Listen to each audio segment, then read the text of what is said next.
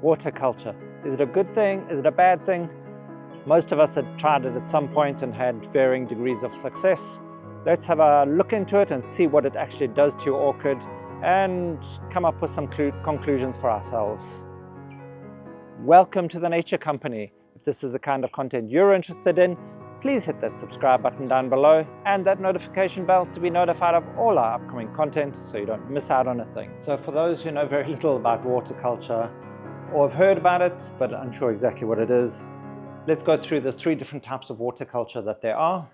There's full water culture, which basically you're having water in the bottom of your jar all the time. Your roots are covered between half and a third in water at the bottom without the stem actually being in the water. With semi-water culture, what you're doing is you're doing the same thing with your water. You're leaving it to stand for a few days. You're tipping the water out and then letting it dry for a couple of days.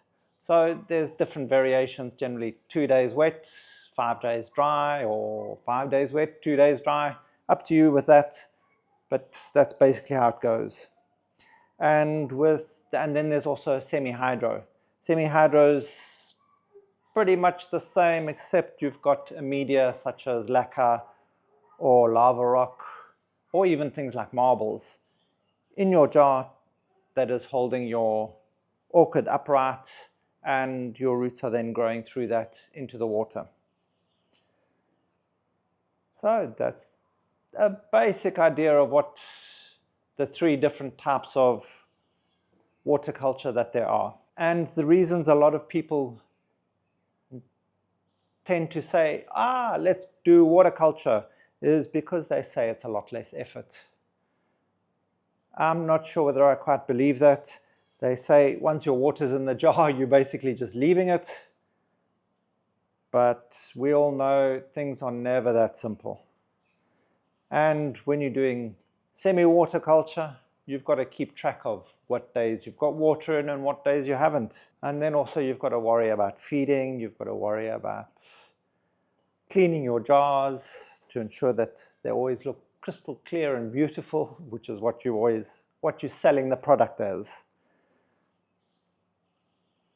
But let's actually look deeper into it. There's not just that's involved, it's not just the amount of work. People say, in nature there's water on the roots all the time because they're in tropical areas. Perhaps they're right. Or perhaps Phalaenopsis being epiphytic, the roots are out in the open, in the air, drying off all the time. So it's just merely a matter of balancing your viewpoint on your orchids. So let's actually have a look and see what Phalaenopsis do like, what they prefer, and whether water culture is the ideal way to go. So my understanding of Phalaenopsis orchids are that their physiological and ecological adaptations have been to be epiphytic, growing on the barks of trees and having all that air movement around the roots, drying them out continually. So what is going to happen now if we sit them in water all the time?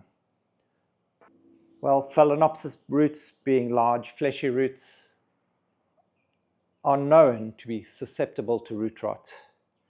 And they have these aerial roots which are adapted to drawing moisture and nutrient from the air itself. So what's now going to happen if we keep these submerged in water all the time? We're going to reduce their ability to function properly. Also, what we're going to be doing is we're going to be suffocating the roots. The Phalaenopsis roots, in my opinion, are meant to be out in the open, being able to breathe, getting all that good oxygen and air movement, and being able to dry out.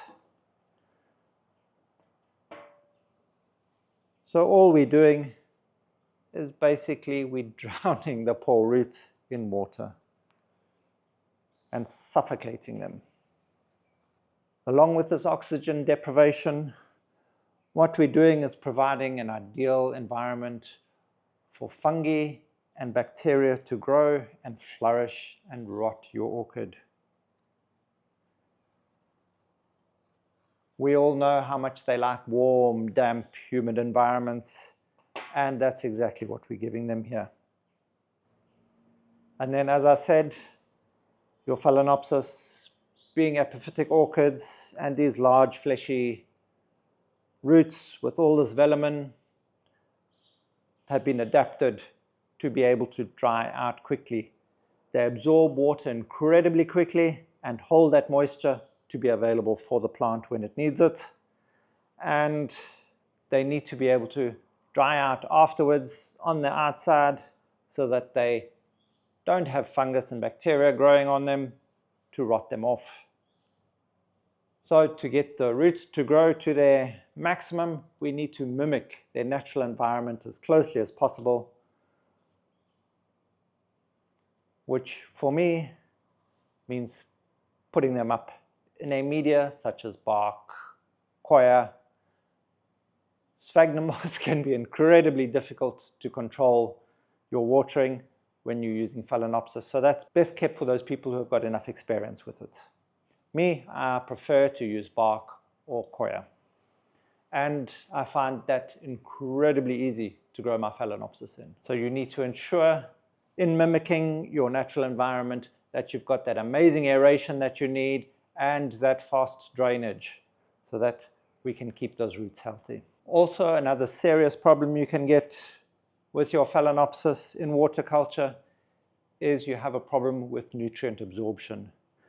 There are certain of the nutrients that are incredibly easy to be absorbed by the plant through water, but certain of the nutrients need that activation through air or through the microbial action that happens in a media to transform those nutrients into a form that the plant can then uptake. So you can land up with nutrient deficiencies in your plant. And also in water culture, in full water culture, you've got your roots turgid all the time. So they're not absorbing terribly much excess water into them. So your nutrient absorption is going to be incredibly slow because they're only taking in minute amount of water at a time.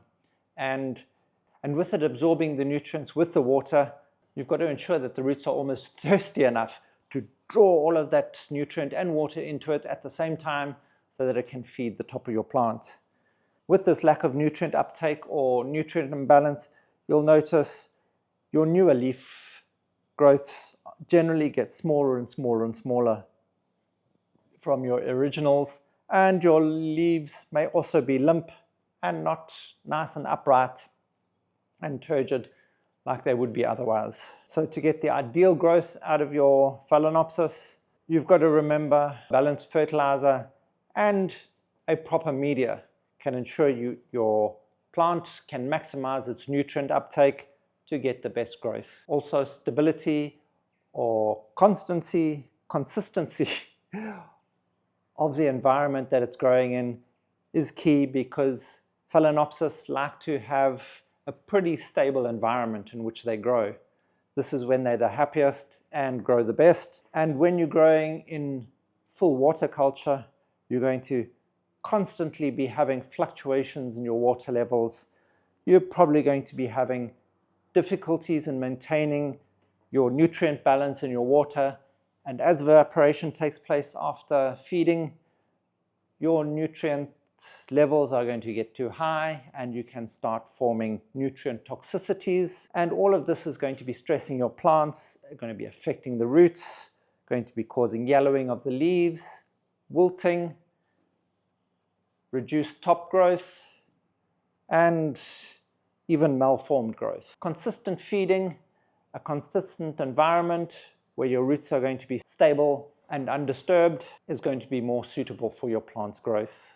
Although it is fun and interesting to attempt all these new growing techniques, you've always got to remember to look at your plant first, decide what's going to be best for it, and manage your plant in the best way possible to mimic its natural environment so that it has the best chance of producing the best flowers and the best growth. And with Phalaenopsis, mimicking its natural environment will mean good aeration around the roots, a well-drained media, and the ability to grow undisturbed for long enough periods to get that maximum growth out of your orchid. Often the issues you're going to come across when using water culture is you'll notice a slow but steady decline in the health of your plant. You'll end up with limp leaves. The top leaves start growing smaller and shorter than the original ones. You'll probably land up with more consistent bacterial and fungal infestations. Pests, well, pests are generally attacking your leaves, and with your plants being less healthy, you're probably going to land up with more of those pests. But they generally passed from leaf to leaf, not generally through a media, especially a media such as your coir, which you've treated previously and is insect-free. They're going to be brought in either by ants or other flying insects, and that's generally how they're going to land up on your plant. It's not that you're going to have less pests because it's now growing in water. Also, another thing I've noticed in water culture is the number of your blooms decreases significantly. I found in water culture, be it full water culture, semi-water culture, even in hydro, your number of blooms decrease almost to a maximum of between 6 and 10 flowers on each spike. When otherwise grown, you can get between 20, 40, sometimes even as many as 60 flowers from a single plant. Also, you're going to be finding a lot of fungal infestations, some leaf rot, or just general tissue rot that you're going to have to treat. So you're going to be inspecting your plants all the time to ensure that there's no tissue that's beginning to rot so that it doesn't spread through quickly. You're going to have to remove that tissue and spray with hydrogen peroxide. So you're doing just as much work, if not more, with your water culture. Not to mention continually having to remove your plant from your glass jar so you can keep it clean. And in doing so, you're going to be disturbing and probably damaging your roots every time.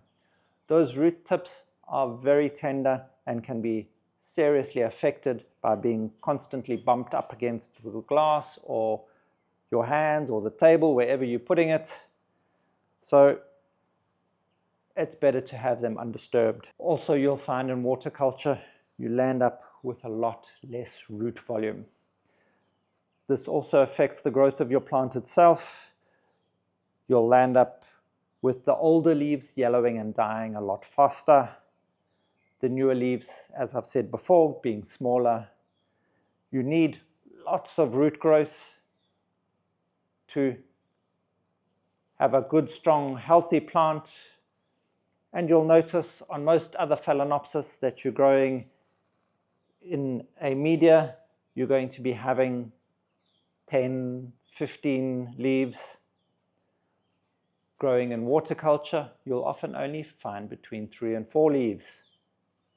So that's a definite sign to me of which plant is actually really healthier. And also the mammoth task of acclimatizing your orchid to water culture. Often you have to go through from the beginning. You remove all the roots. So now you've already set your plant back right to the beginning. It's probably going to lose the majority of its leaves because now there's no roots supporting that top growth. Because if you put those roots directly into water, they're going to rot immediately. They haven't acclimatized to water culture, so they'll just rot off. And we know what happens then. You're going to have to remove the majority, if not all of your roots, and allow the new roots to grow into the water, and they'll be more adapted to the water as those roots extend into it. But as I said previously, you'll end up with a lot less root volume. so you can't expect a stronger plant. And also you'll find a lot of people suggest don't feed your orchid in the glass jar that you've got it growing in. Remove it, feed it in another jar, allow it to sit there, absorbing all that food for a while, and then put it back. And if you think that's less work than ensuring your Phalaenopsis gets watered once a week, then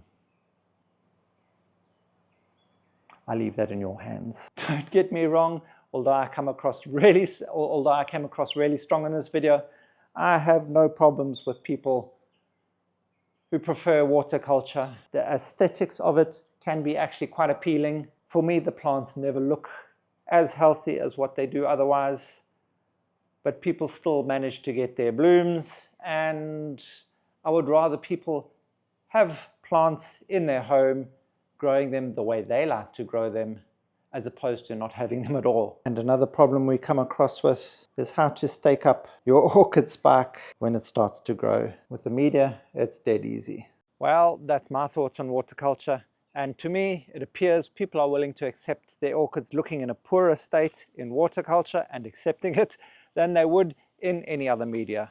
Well, thank you for watching, and if you found any of this information helpful at all, please hit that like button, hit that subscribe button down below, and that notification bell, bing bong, to be notified of all our upcoming content so you don't miss out on a thing. Help us grow as we help your orchids grow.